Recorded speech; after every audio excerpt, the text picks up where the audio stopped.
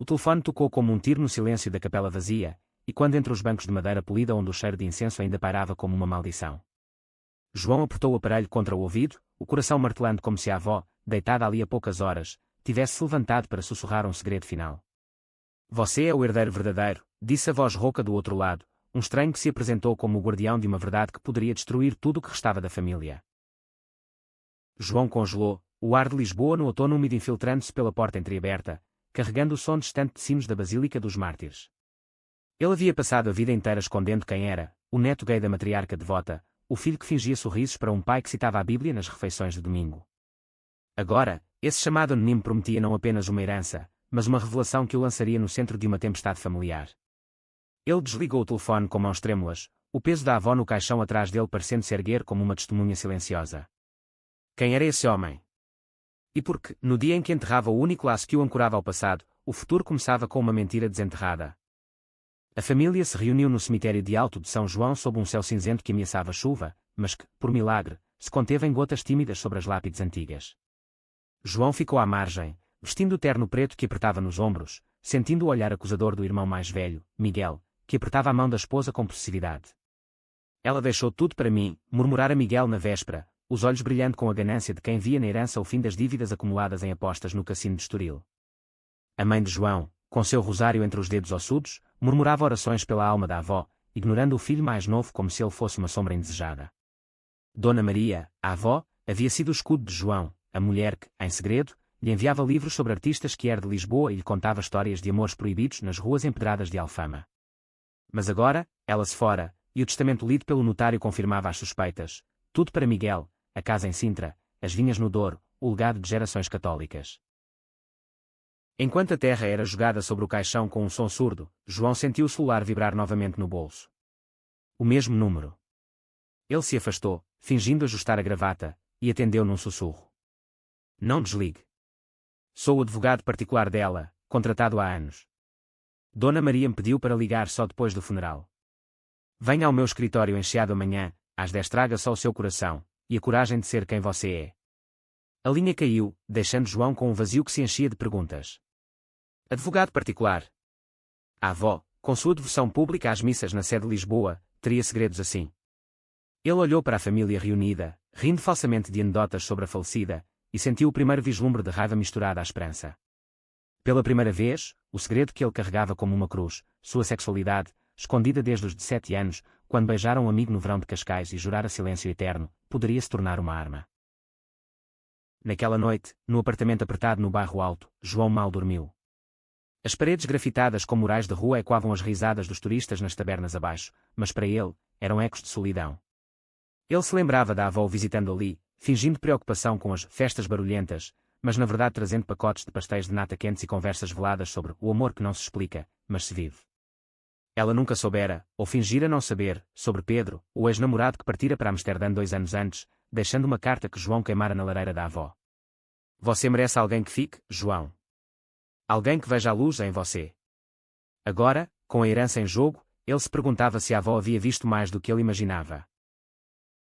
Ao amanhecer, ele pegou o elétrico 28 até Chiado, o bonde rangendo nas curvas como seus próprios nervos. O escritório era um sobrado discreto na rua Garrett, com janelas de vitral que filtravam a luz em tons de safira e rubi. O homem que o recebeu não era o que esperava, alto, com cabelos grisalhos curtos e um terno impecável, mas olhos castanhos que transbordavam uma empatia quase palpável. Sou António Ribeiro, disse ele, estendendo a mão com um aperto firme. E você é o motivo pelo qual Dona Maria me contratou 10 anos atrás. João sentou-se na poltrona de couro, o ar cheirando a livros velhos e café forte. António abriu uma pasta de couro, revelando cartas amareladas, fotos desbotadas de uma jovem Dona Maria dançando fada em Alfama, e um testamento alternativo, datado de 6 meses antes. Você é o herdeiro porque ela escolheu assim, explicou António, a voz baixa como um confessionário. Não por dinheiro, mas por verdade. Sua avó descobriu sobre você, não por acidente, mas porque eu contei a ela. Eu sou como você, João. Gay, como dizem por aí. Conheci Dona Maria quando ela me contratou para gerir suas finanças, mas logo nos tornamos confidentes. Ela me falou de você, de como via em seus olhos a mesma luta que ela teve na juventude, escondendo um amor por uma mulher em tempos impossíveis. João sentiu o mundo girar. A avó, a beata de missas diárias, havia amado uma mulher. As peças se encaixavam, as histórias sussurradas sobre amigas inseparáveis que partiam para o exílio em França, o anel de ouro que ela usava no dedo mindinho, gravado com iniciais que nunca explicara. Mas a revelação veio com um preço. O testamento público era uma farsa, para proteger a família da vergonha.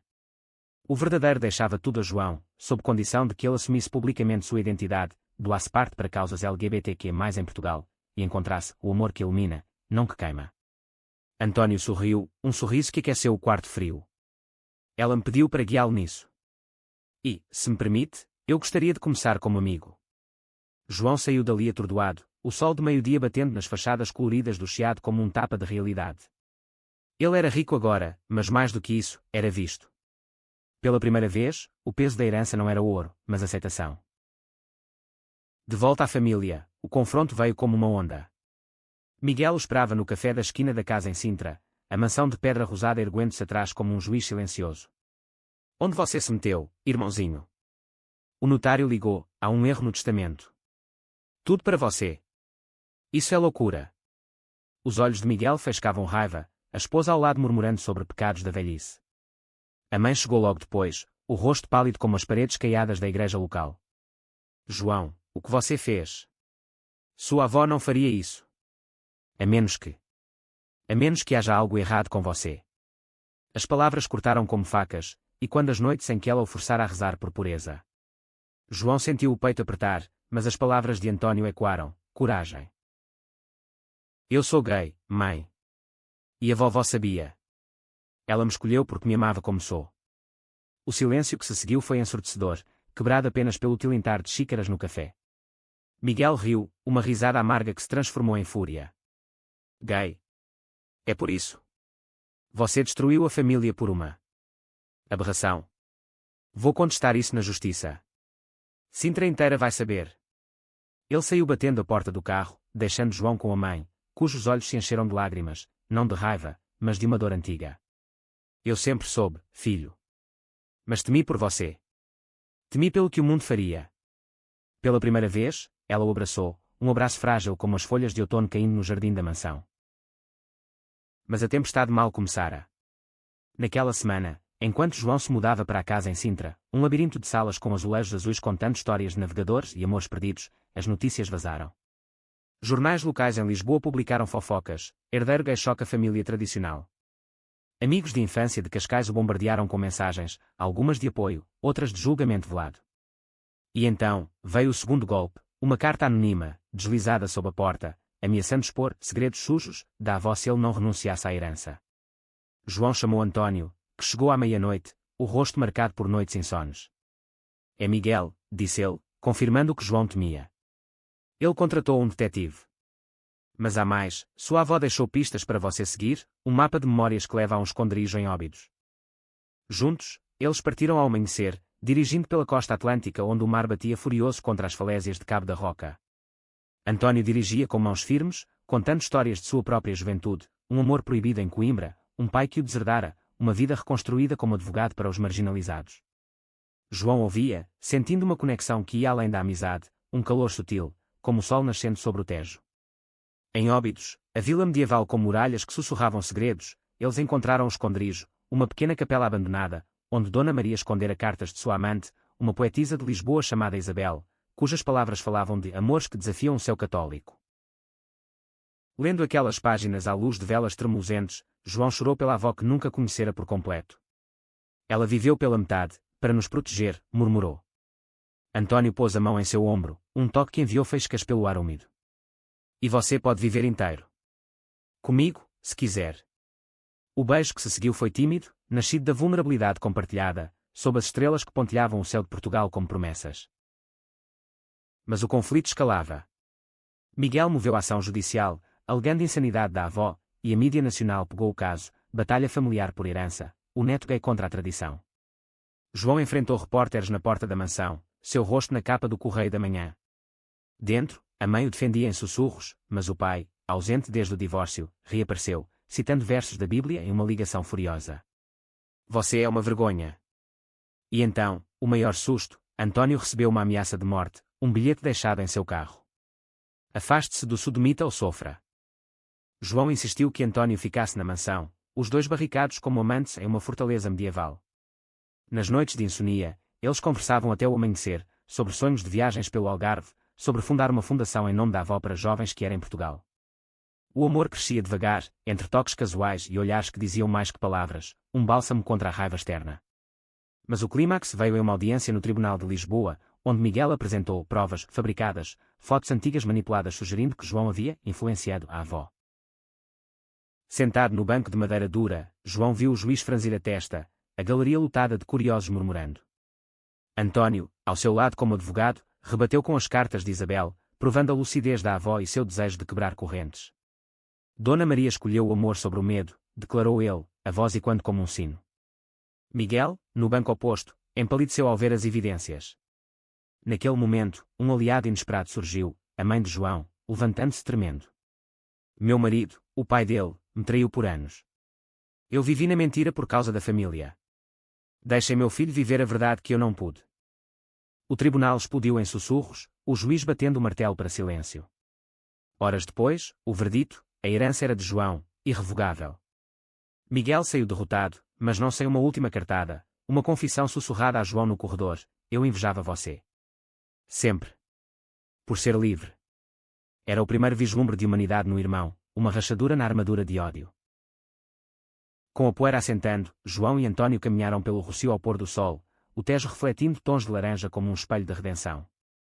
A mãe se juntou a eles para jantar na mansão, trouxe-se com vinho do Porto em homenagem à avó. Ela estaria orgulhosa, disse ela, apertando a mão de João.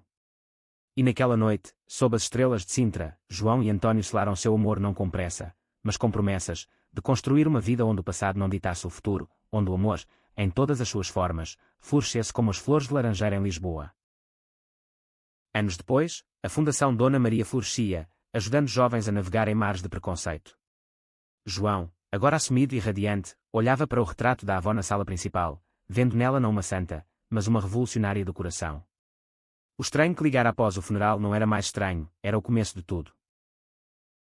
O vento de Sintra uivava como um lamento antigo quando João acordou na cama ampla da mansão, o corpo de Antônio ainda quente ao seu lado. Fazia 3 meses desde o verdito, mas as sombras da batalha familiar persistiam como névoa nas colinas. Ele se esgueirou para a varanda, o ar fresco carregando o perfume de eucaliptos, e ligou para a mãe. Venha almoçar hoje. Traga o álbum de fotos da vovó, quero ver as histórias que ela escondeu. Do outro lado da linha, a voz dela tremeu de emoção contida. Eu vou, filho. E, perdoe-me por não ter lutado antes. Enquanto esperava, João desceu à biblioteca, onde caixotes de livros da avó guardavam catalogação. Entre volumes de poesia de Fernando Pessoa e tratados de história portuguesa, encontrou um diário encadernado em couro verde, as páginas frágeis como folhas de outono. As entradas começavam em 1952, quando Dona Maria era uma jovem de 20 anos, dançando fado em casas clandestinas de Alfama. Isabel me beijou sob a lua do Tejo hoje, lia-se em caligrafia trêmula. Seu toque é fogo que não queima, mas ilumina as trevas da minha alma católica. João sentiu um arrepio, não de choque, mas de reconhecimento. Sua avó havia navegado os mesmos oceanos de segredo que ele, amando contra o mundo.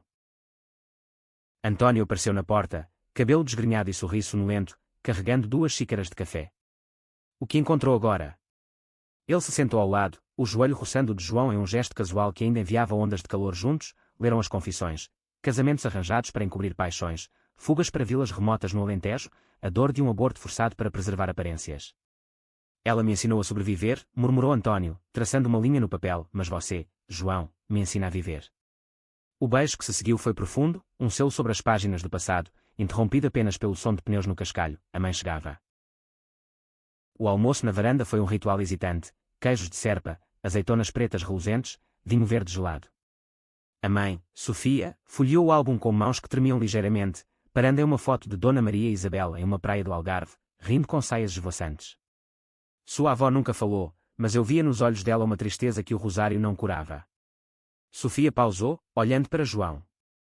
Como eu via em você. Quando Miguel te atormentava na infância, chamando de menininha por gostar de desenhar flores, eu queria intervir. Mas o medo. O medo de perder a família me paralisou. Lágrimas escorreram, e João estendeu a mão, apertando a dela. Agora estamos reconstruindo, mãe. Comece-me contando sobre o pai, porque ele sumiu. Sofia suspirou, o vento levando embora o peso das palavras. Seu pai, Carlos, era um homem de fé rígida, criado em uma aldeia no Minho onde a homossexualidade era pecado mortal. Ele me amou, mas controlou tudo, as visitas à avó, suas amizades. Quando descobriu sobre quem você é, aos 19, ele explodiu. Ou ele muda, ou eu saio. Eu escolhi a paz falsa, e ele foi para o Brasil, pregando em missões. João assentiu, a dor antiga se suavizando como vinho envelhecido. Antônio, sensível, mudou o assunto para planos da Fundação, um centro em Lisboa para jovens LGBTQ+, com oficinas de arte inspiradas no fado, música que transforma dor em beleza. Mas a paz foi efêmera. Naquela tarde, enquanto Sofia partia prometendo voltar semanalmente, um carro preto parou na entrada. Miguel desceu, sozinho, o rosto envelhecido pela derrota e pelo uísque. Preciso falar com você, João. Sem advogados, sem juízes. Antônio franziu a testa, mas João acenou para ele se retirar. Irmão contra irmão, no jardim onde rosas trepavam nas treliças como veias expostas. Eu errei, começou Miguel, voz rouca. Não pela herança, pela inveja. Você sempre foi o favorito dela, o sensível, o que lia poemas enquanto eu chutava bolas no pátio. E quando soube que você era gay, usei isso como desculpa para odiar. Minha esposa me deixou por causa das dívidas, e eu culpei você. João encarou, vendo não o vilão do tribunal, mas o menino que outrora dividira quartos com ele em noites de tempestade. Por que não pediu ajuda, Miguel? A vovó teria ajudado nós dois. O irmão baixou a cabeça, lágrimas caindo na terra úmida. Orgulho. E medo de parecer fraco. Eles se abraçaram então, um abraço desajeitado que cheirava a arrependimento e chuva iminente. Miguel prometeu terapia, um recomeço distante de Sintra, talvez no porto onde poderia reerguer a vida. Ao partir, deixou um presente, uma chave antiga, encontrada em seus pertences. Da avó. Ela disse que era para o tesouro escondido em Évora.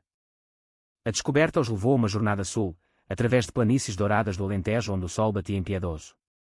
Évora, com sua capela óssea lembrando mortalidade, escondia o tesouro, uma arca em um convento abandonado, cheia de joias de Isabel, brincos de coral, um colar de pérolas do Brasil, e cartas que Dona Maria escrevera para João, sem nunca enviar. Meu neto querido, se um dia leres isto, saiba que o amor não é pecado, mas salvação. Enfrenta o mundo com o coração aberto, como eu tentei. Lendo à sombra de oliveiras centenárias, João e Antônio sentiram o legado pulsar como um coração vivo. De volta à mansão, o romance se aprofundava. Jantares à luz de velas na cozinha de azulejos, onde João cozinhava bacalhau à brasa enquanto Antônio contava anedotas de casos judiciais vitoriosos para ativistas que era. Uma noite, sob estrelas que pareciam confidências do céu, eles dançaram um fado lento no salão, corpos se movendo em harmonia contraída pela saudade. Você me salvou, sussurrou João. Não, nós nos salvamos, rebateu Antônio, os lábios roçando a orelha. Mas novos conflitos surgiam. A Fundação atraía escrutínio, um padre conservador de Lisboa pregava contra ela em sermões televisionados, chamando-a de propaganda do diabo. Manifestantes se reuniram na entrada, cartazes com cruzes e versos bíblicos. João, no centro da tempestade, recebeu convites para palestras, em Berlim, Nova York, mas hesitava, temendo deixar Antônio e a família frágil. Vá, incentivou ele. Mostra ao mundo que Portugal pode ser, terra de descobridores de corações, não só de mares. O dilema culminou em uma gala de lançamento da Fundação no Museu Nacional de Arte Antiga, salões repletos de azulejos contando epopeias de heróis. Celebridades que eram de Portugal, atores de telenovelas, músicos de fado moderno, lutavam o espaço, mas infiltrados conservadores sabotaram o evento, luzes piscando, microfones falhando.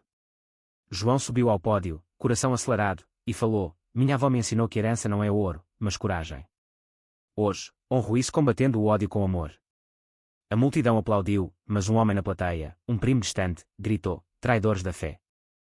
Antônio interveio, guiando João para fora enquanto seguranças dispersavam o tumulto.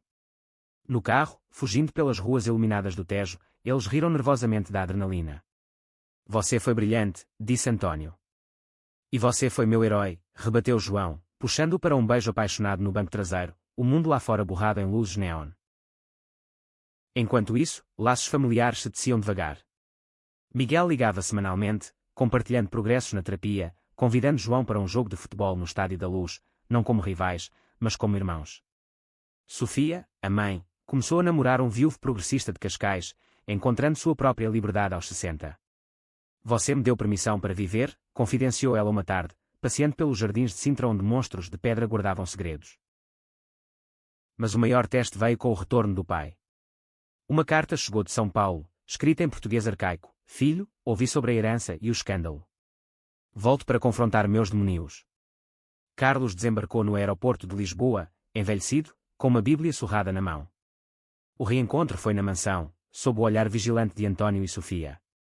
Eu fui um hipócrita, admitiu Carlos, voz embargada. Pregava amor enquanto negava ao meu sangue. João o perdoou não com palavras fáceis, mas com um convite: fique para o Natal. Veja quem sou de verdade.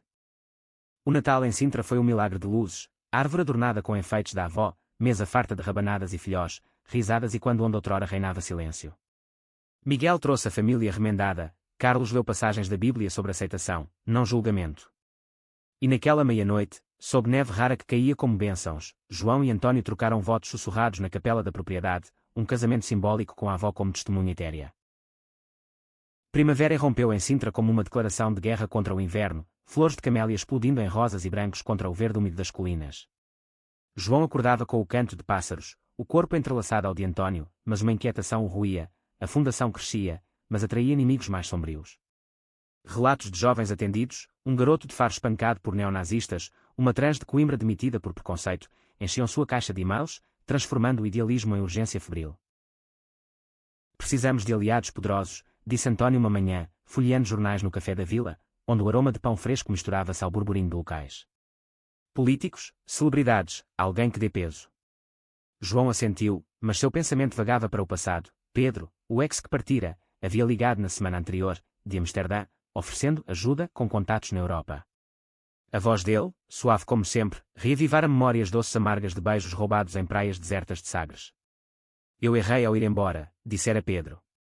Volto para consertar. António notara a atenção, mas não pressionara, ainda. O conflito explodiu em uma viagem a Lisboa para uma conferência sobre direitos LGBTQ+. João e António dirigiam pela A5, o Atlântico à esquerda rugindo como um público enfurecido, quando o rádio anunciou: escândalo na Fundação Dona Maria, acusações de desvio de fundos. O locutor citava fontes anônimas, ligando o nome de João a práticas imorais.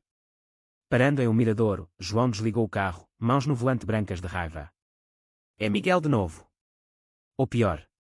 António checou o telefone, mensagens de repórteres, um e-mail de um doador retirando apoio. Não, isso será algo organizado. Grupos extremistas, ouvi rumores de uma rede católica radical em Mafra. A conferência, no Centro Cultural de Belém, virou circo. Palestrantes que de toda a Europa lutavam o auditório, mas manifestantes bloquearam as entradas, cruzes de madeira erguidas como lanças.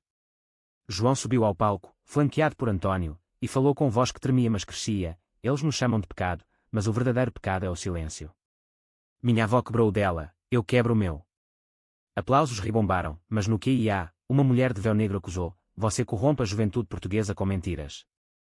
António rebateu com fatos: leis de casamento igualitário desde 2010, avanços apesar da resistência, mas o dano estava feito. Na saída, um repórter encurralou João: é verdade sobre o ex-namorado voltando. Triângulo amoroso na herança gay. Pedro esperava no hotel, em um quarto com vista para o Tejo, garrafa de Porto aberta. Alto, com tatuagens que contavam viagens pelo mundo, ele abraçou João como se o tempo não tivesse passado. Eu vi as notícias. Vim ajudar, tenho contatos na imprensa holandesa para desmascarar isso. António chegou minutos depois, o ar carregado de eletricidade não dita. O jantar foi tenso, Pedro contando glórias de Amsterdã, António contrapondo com raízes portuguesas, João no meio como um campo minado. Por que agora? Perguntou ele a Pedro. Porque te amo ainda. E vejo que ele. Um olhar para António: não te merece. A noite terminou em discussão, Pedro acusando António de oportunismo, advogado da herança, em conveniente.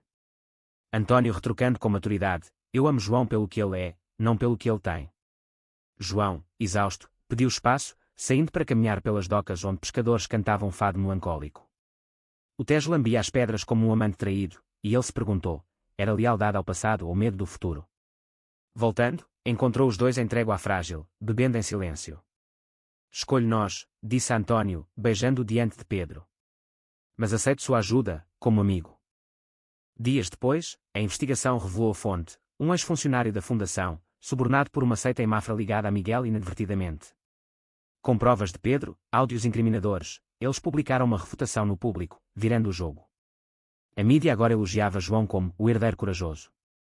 Mas o triângulo deixou cicatrizes. Pedro partiu novamente, com um adeus que doía como o adeus final, e João e António enfrentaram uma crise de confiança.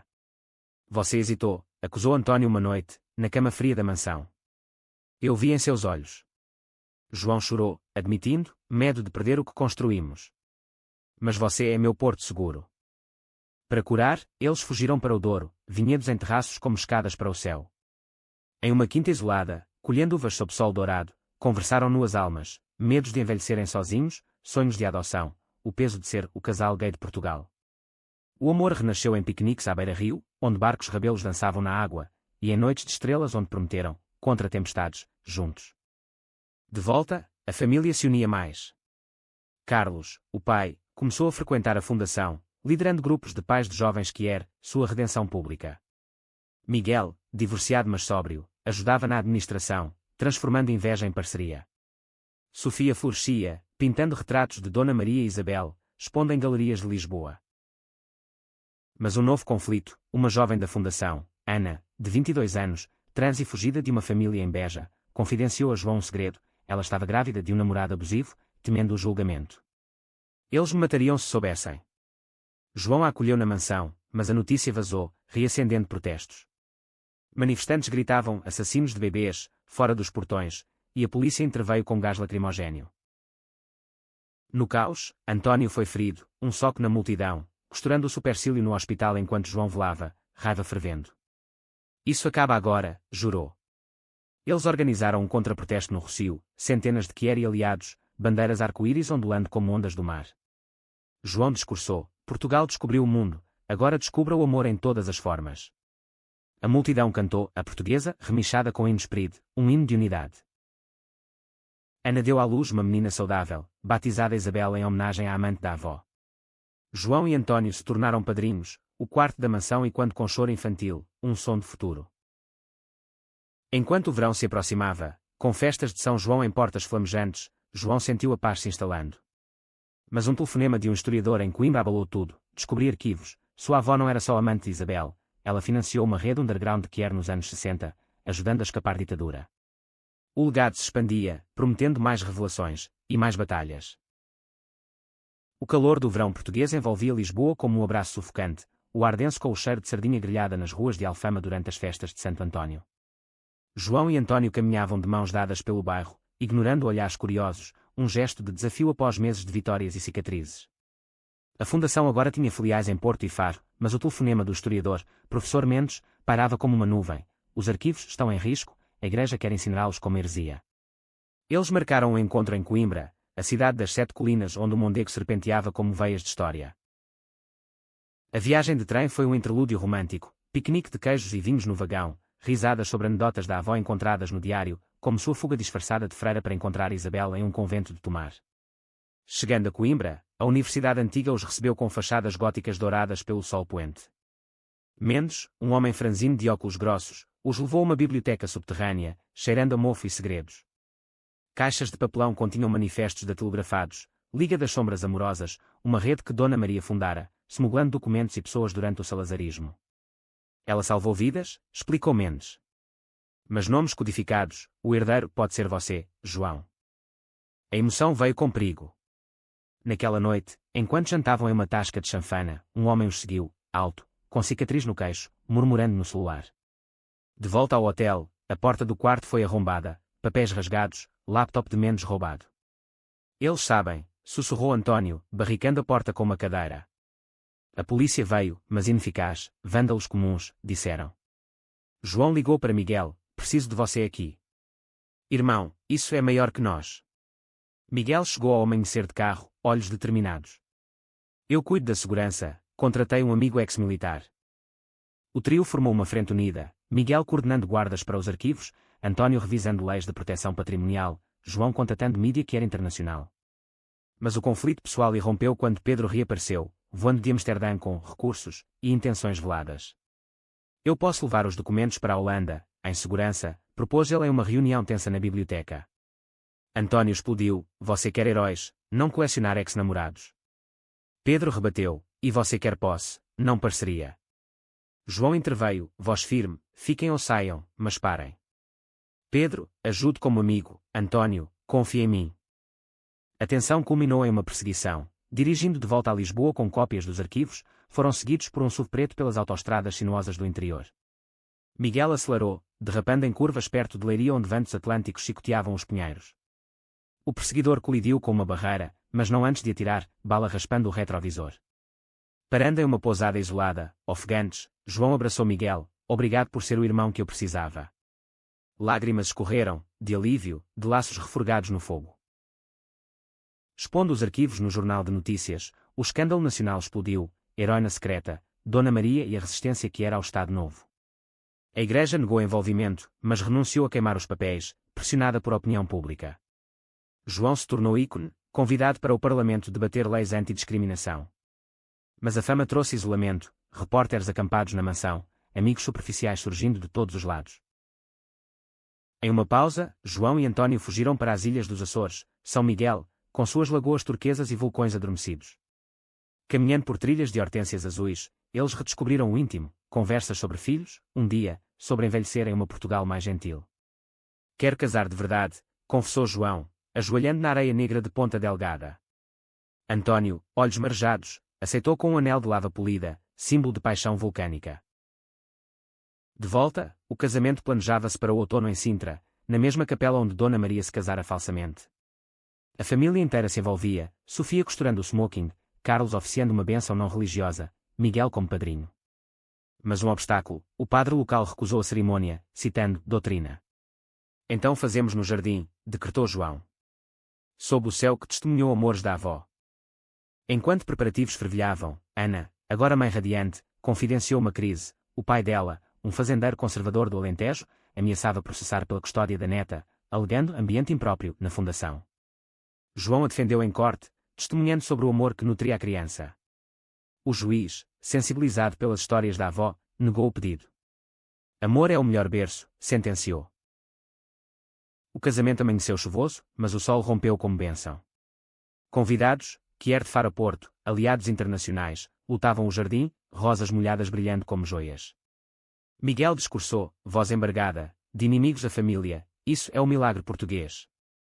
Votos trocados sob um arco de oliveiras, no mar de desafios, você é minha âncora. O beijo selou, aplausos e quando como ondas. Mas o pós-lua de mel trouxe reviravolta, Mendes descobriu que o herdeiro, nos arquivos era literal, Dona Maria adotara secretamente um órfão que era nos anos 70, um irmão perdido de João. Ele se chama Rafael, vive em Faro como artista. A busca começou, através de vilas de pescadores onde o mar sussurrava segredos. Encontraram Rafael em um ateliê à beira-mar, pintando murais de sereias andróginas. Alto, com olhos da avó, ele hesitou. Ela me salvou da rua, mas o medo me fez fugir. O reencontro na mansão foi lágrimas e abraços, um irmão para completar o círculo. Rafael se juntou à fundação, sua arte tornando-a farol visual. Com o outono dourado, João refletia, de um telefonema após funeral a uma tapeçaria de amores tecida contra o pano de preconceito. Mas sombras persistiam, eleições aproximando, com candidatos anti-Kier ganhando tração. A luta continua, disse António, entrelaçando dedos. E nós continuamos juntos. O inverno de 2026 caiu sobre Portugal com uma ferocidade incomum, nevascas raras cobrindo as vinhas do Douro como véus de luto, enquanto eleições nacionais fervilhavam com promessas de valores tradicionais. João, agora casado e pai adotivo em potencial, discutindo com António a adoção de um menino de 7 anos da fundação, sentia o peso da nação em seus ombros. Rafael, o irmão recém-descoberto, se tornara pilar, seus murais em Lisboa, retratando Dona Maria como uma deusa Kier com asas de gaivota, viralizavam nas redes, mas atraíam ódio online de trolls anónimos. Desligue isso, murmurou António uma noite, tirando o tablet das mãos de João na sala aquecida por lareira. Fora, Sintra gemia sob vento uivante. O mundo não para. João assentiu, mas o sono veio agitado, sonhando com a avó afogada em ondas de julgamento. Acordou com notícia alarmante. O candidato conservador, Dr. Vasco, prometia rever leis de identidade de gênero, citando a fundação como ameaça à família portuguesa. Uma petição contra João circulava, com milhares de assinaturas. A família se reuniu na mansão, Sofia trazendo sopa de couve, Carlos com sua Bíblia reinterpretada, Miguel com planos de campanha contra Vasco. Eu tenho contatos no PSD, disse ele. Vamos contra-atacar. Rafael propôs arte de protesto, Moraes em Porto contestando o ódio.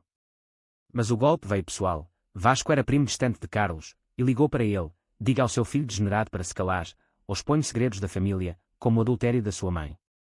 Carlos, abalado, confrontou João. Ele mente, mas... E se houver verdade? Eu falhei tanto. João o abraçou. Segredos constroem muralhas, verdade constrói pontes. Juntos, gravaram um vídeo, Carlos, o ex-pregador, endossando a fundação. Eu aprendi que Deus ama como somos. Viralizou, rachando o apoio a Vasco. Mas o perigo escalou. Durante uma manifestação em Lisboa contra as propostas de Vasco, um grupo de radicais atacou, pedras voando como granizo. João foi atingido no braço, sangue manchando a camisa arco-íris. António o levou ao hospital, fúria nos olhos, isso é guerra. Enquanto costuravam, Pedro ligou de novo, agora em Madrid, trabalhando com o ONGS, eu volto. Precisam de mim. Desta vez, sem ciúmes, António concordou, aliados, não rivais. Com Pedro, formaram uma coalizão, eventos em Évora, debates em Coimbra, onde Mendes moderava painéis sobre história queer. Rafael pintava ao vivo, telas de Dona Maria desafiando ditadores fantasmas. A mídia internacional notou, BBC, Le Monde, transformando Portugal em farol europeu de direitos. Em meio ao caos, a adoção avançava. O menino, Tomás, de olhos castanhos como os de João, chegara à fundação fugido de um orfanato abusivo. Quero uma família de verdade, dissera ele. Audiências no Tribunal de Sintra foram emocionantes, testemunhos de Ana, Miguel, até Vasco, não, espera, um juiz simpático. Aprovação veio em uma audiência nevada, Tomás correndo aos braços de João e António, papais. A alegria foi temperada por traição. Miguel descobriu que sua ex-esposa, amargurada, vazara fotos antigas de João jovem, sugerindo influências estrangeiras na herança. Escândalo nos tabloides, o gay americano por trás do testamento. Pedro era holandês, mas perto. Miguel confrontou-a em uma ligação furiosa, gravando confissão que usaram para calar a imprensa. O clímax eleitoral veio em comícios no Marquês de Pombal, bandeiras portuguesas misturadas a arco-íris. Vasco discursou ódio velado, João rebateu de um palco improvisado: nossos avós lutaram salazarismo por liberdade, não troquem por medo. A multidão, diversa como o Tejo, aplaudiu. Resultados: Vasco derrotado, reformas progressistas aprovadas. Pós-eleição, paz relativa. Tomás brincava no jardim, Rafael expunha em galerias, família reunida em ceias de bacalhau. Mas um sussurro de conflito, Mendes encontrou o diário final de Dona Maria, o herdeiro deve enfrentar o mar, um amor perdido no Atlântico. Investigação levou a Açores novamente, um filho legítimo de Isabel, sobrinho de avó, vivendo como ermita em Flores. Viagem tensa, avião sacolejando em Vantos, Ilha Verde e selvagem. O homem, Eduardo, de 60, pescador com mãos calejadas, chorou ao ver fotos. Minha mãe falou de Maria até morrer. Reencontro curou feridas antigas, Eduardo se juntou à família, trazendo histórias de amores insulares. Com primavera retornando, João e António renovaram votos em uma cerimônia privada na praia de Guincho, ondas como testemunhas. Tomás espalhava pétalas, família aplaudindo. De um estranho ao telefone a isso, sussurrou João. O destino desceu com fios de coragem. Verão de 2027 trouxe calmaria após a tormenta, mas em Portugal, calmaria sempre precede ressaca. A Fundação Dona Maria expandira para Cabo Verde, herança africana da avó através de Isabel, mas João sentia exaustão, noites insones com Tomás tendo pesadelos de abandono, António sobrecarregado por casos judiciais de discriminação crescente em tempos econômicos duros. Precisamos de férias reais, decretou João, reservando uma casa em Tavira, Algarve, onde falésias rosadas beijavam o mar. A viagem sul foi bálsamo, estrada litorânea com paradas em praias desertas, Tomás coltando conchas como tesouros. Em Tavira, a casa de branco caiado cheirava a jasmim e mar, rede balançando na varanda. Dias de nado no enseadas escondidas, piqueniques de cataplana fumegante, noites de histórias sobre estrelas, Rafael contando lendas açorianas, Eduardo ensinando cantos de marinheiro. Família completa, pela primeira vez sem sombras. Mas conflito rastejou. Um e-mail de um jornalista investigativo alegava fraude na herança, documentos falsos no testamento alternativo. Alguém quer te derrubar, avisou António, verificando assinaturas. Suspeita caiu em um conselheiro da Fundação, invejoso do sucesso de Rafael. Confrontação em uma assembleia em Lisboa, o traidor confessou, motivado por dívida a credores extremistas. expulso, mas dano feito, doadores hesitantes, mídia reabrindo feridas. João mergulhou em crise, e se tudo desabar? Tomás merece estabilidade. António puxou para um passeio no Tejo ao luar, nós reconstruímos antes. Lembra o funeral? Um chamado mudou tudo. Beijo sob ponte 25 de abril, luzes refletindo como promessas. A crise familiar veio com Carlos, saúde declinando, câncer diagnosticado. Quer fazer as pazes plenas, disse ele na mansão, voz fraca. João organizou retiro em Fátima, ironia, o santuário mariano, onde Carlos confessou pecados, adultério sim, mas também homofobia enraizada em seu próprio pai repressivo. Eu te amava, João, mas temia ser como você, fraco, diziam. Perdão veio em orações compartilhadas, não católicas, mas pessoais. Miguel, agora pai solteiro adotando uma menina, lutava com custódia contra ex. Eles usam meu passado contra mim. João testemunhou, e quando sua própria batalha. Vitória reforçou laços, tios brincando com sobrinhos no jardim de Sintra. Com outono, Tomás começou escola, desenhando famílias arco-íris. Mas reviravolta, durante a limpeza da mansão, Sofia encontrou baú escondido, testamento de Isabel, deixando terras no Brasil, herdeiros do amor de Maria. Viagem a Salvador, selvas úmidas, praias de coco, reencontro com descendentes de Isabel, uma comunidade quilombola preservando tradições que eram ancestrais. Lá, João enfrentou julgamento local, fazendeiros conservadores ameaçando invasão de terras. Com Eduardo como guia, negociaram, fundação expandindo para a educação ambiental quer. Conflito resolvido em festa de candomblé, tambores pulsando como corações unificados. De volta, alta temporada, casamento de Rafael em Porto, com morais vivos como convidados. João discursou, amor não herda, transforma. Inverno trouxe neve em Lisboa rara, família reunida na mansão com lareira crepitante. Carlos, em remissão, contou histórias missionárias reinterpretadas. Tomás dormia sonhando heróis. Reflexão final. Diogo de telefone à tapeçaria rica, João viu jornada, de neto escondida patriarca de amor. Com António ao lado, sussurrou, o estranho era destino. E Portugal, terra de fados e descobertas, cantava sua canção.